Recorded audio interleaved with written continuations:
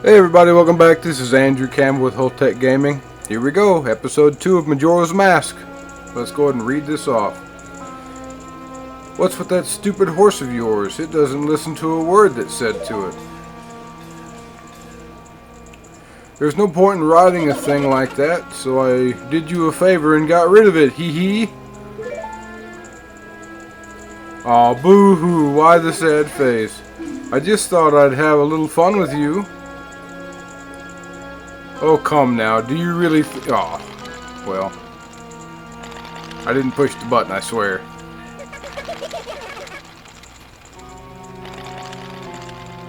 And here's our first nightmare scene.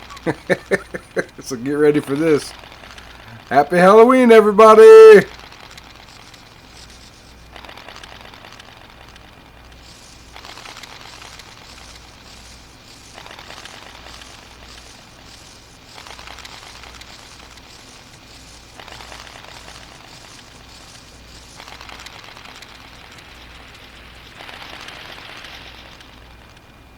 So creepy.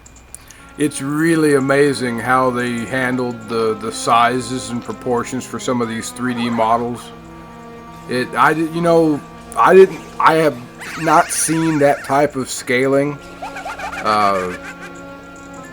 from Majora's Mask, and then next I saw it in Twilight Princess. Hee hee, now that's a good look for you.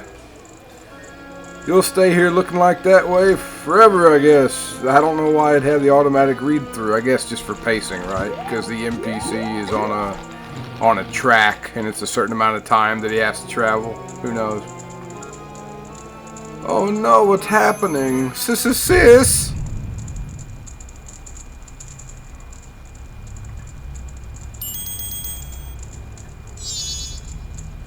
Whoa, Skull Kid, wait for me, I'm still here.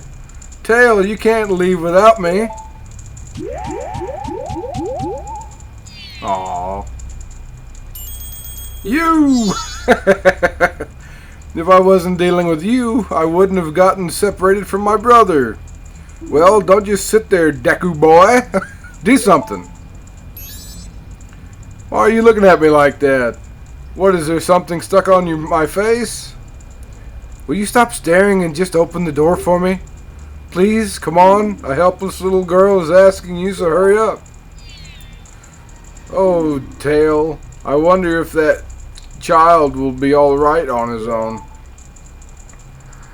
Here we go. Oh, this feels so good. I love it, dude. Love it. Yes. Outstanding. I know. Very childish, but it is what it is. This is a game after all. So we can't go back. You know, we're about to go through a sequence of things that we cannot return to. Hey, wait for me. Don't leave me behind. So, that stuff back there, I, apologize. So take me with you. You want to know about that Skull Kid who just ran off, right? Well, I just so happen to have an idea of where he might be going.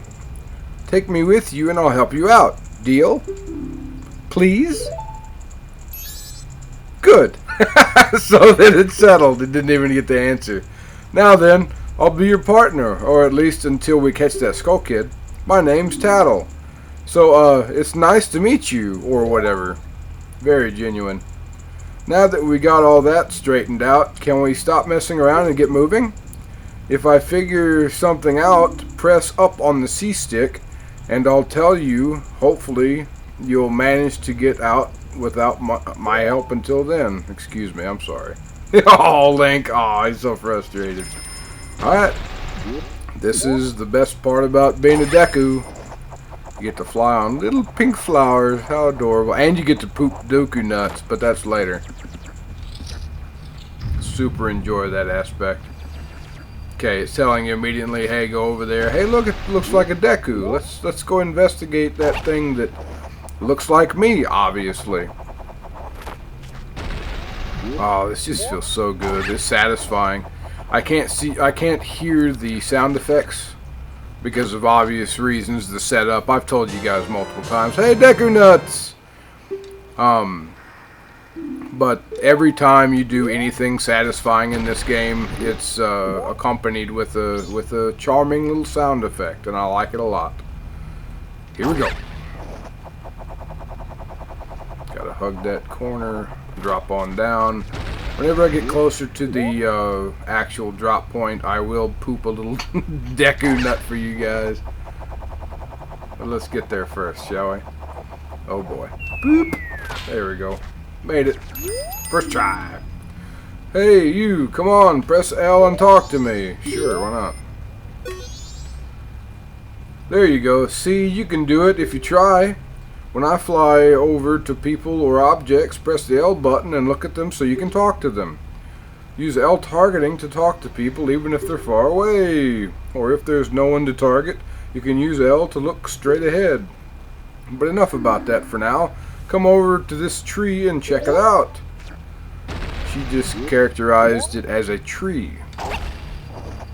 So, the real question, and for everybody who's already played this game, looks just like a Deku, right? It's strange, but the way you look right now sort of looks like this tree. It looks all dark and gloomy, almost like it could start crying any second now. How sad. It is sad, because this is something that we'll learn about a little bit later. This is a son of one of the characters that you find later in the game. And this is the part where you can't come back from. Who knows what happened to that Deku, right? It could be the Skull Kid, you know, that's the door that'll never be opened again. Be cool, you can come back down to this exact point at any time, but you cannot go back through that door. And you can play around in the water down here. I mean, I've checked it, I've swam around as a Zora. Oops, spoilers. Never mind. Okay, and here we are. Where are we? You've met with a terrible fate, haven't you? That is a famous quote from this game. And yes, it's the Happy Mask salesman from Ocarina of Time. I own the Happy Mask. Yeah, see, there you go. I travel far and wide in search of masks. During my travels, a very important mask was stolen from me by an imp in the woods. So here I am at a loss, and now I found you. Now don't think me rude, but I have been following you. For I know of a way to return you to your former self. If you can get back the precious item that was stolen from you, I will return you to normal. In exchange, all I ask is that you also get back my precious mask that the imp stole from me. What? Is it not a simple task? Why, to someone like you, it should be no means by a difficult difficult task. Excuse me, I'm stumbling all over myself today. Except, the one thing is I'm a very busy fellow, yes. And I must leave this place in 3 days. How grateful I would be if you could bring it back to me before my time here is up. But yes, you'll be fine. I see you are young and have tremendous courage. I do want to do a sidebar just for a second. The really interesting thing, whenever the designers did this, you saw all of the great transition animations with Skull Kid and Link whenever they interacted. The Happy Mask salesman is so creepy because he doesn't have any, well, one of the aspects is because he doesn't have any transition animations. In between points or dialogues, he'll pop from pose to pose, and it's there to really make the player uneasy. I'm sure you'll find it right away. Well then, I'm counting on you. See that? Just pop. So, here we go. Dawn of the first day, 72 hours remain. I really didn't think we were going to do 10-minute episodes. I really didn't think that. We're probably going to adjust the episode times, but this feels like a good stopping point. And I hate to say that because it would have been a 20-minute regular episode if we would have just not had that phone call. And again, I apologize for that. He gives me the creeps, that masked salesman was the sorry, just thinking out loud. But 3 days, even if we were never sleep, that still leaves us with merely measly 72 hours. Talk about demanding. Well, don't just stand there. We're going to see the Great Fairy. Look, you want to find Skull Kid, right, don't you? The Great Fairy will know what he's up to. She watches over everything. And just between you and me, the Skull Kid is no match for the Great Fairy. Go to the shrine near the north gate. You'll find the Great Fairy in there. And that's a really interesting point as well.